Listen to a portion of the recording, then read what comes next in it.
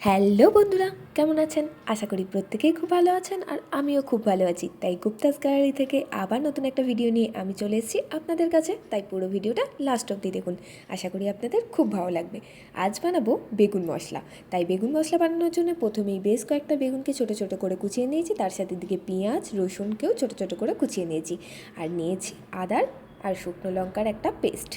এরপর গ্যাসের মধ্যে কড়াই বসিয়ে সামান্য তেল দিয়ে আমি বেগুনগুলো একে একে নুন আর হলুদ দিয়ে ভাজতে শুরু করে দিয়েছি। যেহেতু একটু জল ছিল তাই একটু ছিটকাচ্ছে, তবে এটা সরু সরু যে বেগুনগুলো হয় সেই বেগুনে করলে আরও বেশি টেস্ট হয়, কিন্তু ওগুলো তো ছিল না, বাড়িতে ছোট বেগুন ছিল, আমি ওগুলোকেই সরু সরু কুচিয়ে নিয়ে বেগুন মশলা করছি। এবার বেগুনগুলো বেশ ভালো করে ভাজা হয়ে গেছে, নরমও হয়ে গেছে, তাই বেগুনগুলো তুলে একটা পাত্রে রেখে দিয়েছি। আর কড়াইতে ওই তেলের মধ্যে আরও সামান্য তেল দিয়ে ওর মধ্যে জিরে আর হলুদ গুঁড়ো দিয়ে দিচ্ছি।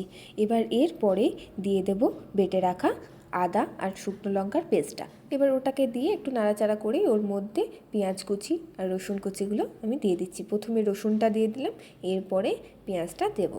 তবে পেঁয়াজটা দেওয়ার আগে সামান্য নুন অ্যাড করে দিলাম। এবার নুনটা দিয়ে এরপর পেঁয়াজগুলো দিয়ে ভালো করে নাড়াচাড়া করে নিচ্ছি। তবে এই বেগুন মশলার জন্য শীতকালে যে বেগুনগুলো পাওয়া যায় সেই বেগুনে করলে টেস্টটা অসম্ভব সুন্দর হয়। এরপরে আমি এর মধ্যে কুচিয়ে রাখা টমেটোগুলো দিয়ে ভালো করে মিক্সড করে নিচ্ছি পেঁয়াজের সাথে। এবার এটাকে কিছুক্ষণের জন্য ঢাকা দিয়ে রেখে দিচ্ছি, যাতে টমেটো আর পেঁয়াজটা একটু নরম হয়ে যায়। তো এরপরে ঢাকা খুলে এটাকে আবারও ভালো করে মিক্সড করে নিচ্ছি। তো মিক্সড করা হয়ে গেলে এর মধ্যে আমি অ্যাড করব সামান্য ধনে গুঁড়ো। এটা খুবই সিম্পল একটা রান্না, যেটা ভাত বলুন, রুটি, পরোটা সবের সাথেই খুব ভালো খাওয়া যায়। আর শীতকালের দিনে তো এটা ভীষণ ভালো লাগে। তো এরপরে আমি অল্প করে করে জল দিয়ে আমি মশলাটাকে কষিয়ে নিচ্ছি। আবারও এটাকে কিছুক্ষণের জন্য ঢাকা দিয়ে রেখে দিয়েছিলাম। এরপরে ঢাকা খুলে ভালো করে একটু মিক্সড করে নিচ্ছি। এরপর এর মধ্যে আমি দেব স্বাদ অনুযায়ী একটু লবণ, একটু চিনি। তো প্রথমেই আমি সামান্য চিনি দিচ্ছি, চিনিটা খুবই সামান্য, যেহেতু স্বাদটা ব্যালেন্স হয়ে যাবে। এর সাথে একটু নুন দিয়ে দিলাম স্বাদ অনুযায়ী। এরপরে এটাকে আবারও জল দিয়ে দিয়ে একটু করে কষিয়ে নিচ্ছি। তো এরপরে আরও কিছুক্ষণের জন্য আমি ঢাকা দিয়ে রেখে দিচ্ছি, যাতে পেঁয়াজ আর টমেটোটা একদম নরম হয়ে যায়।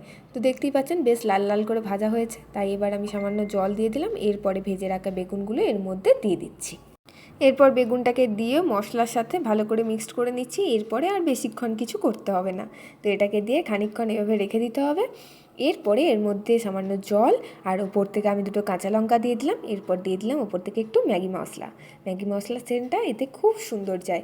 আর আপনাদের কাছে ধনেপাতা থাকলে অবশ্যই ওপর থেকে একটু ধনেপাতা ছড়িয়ে দেবেন।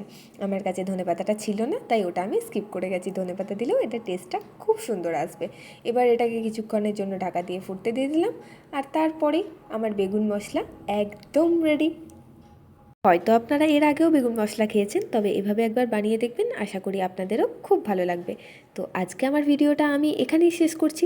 যদি আপনাদের আমার ভিডিওটা ভালো লেগে থাকে তবে অবশ্যই একটা লাইক, কমেন্ট, শেয়ার করে দেবেন। আর যদি আপনারা আমার চ্যানেলে নতুন হয়ে থাকেন তো অবশ্যই চ্যানেলটা সাবস্ক্রাইব করে দেবেন। আর আমার ফেসবুক পেজ গুপ্তাস গ্যালারিকে ফলো করতে একদম ভুলবেন না। সকলে ভালো থাকবেন, সুস্থ থাকবেন। আপনাদের সাথে দেখা হবে পরে নতুন ভিডিওতে। আজকের মতো টাটা, বাই বাই।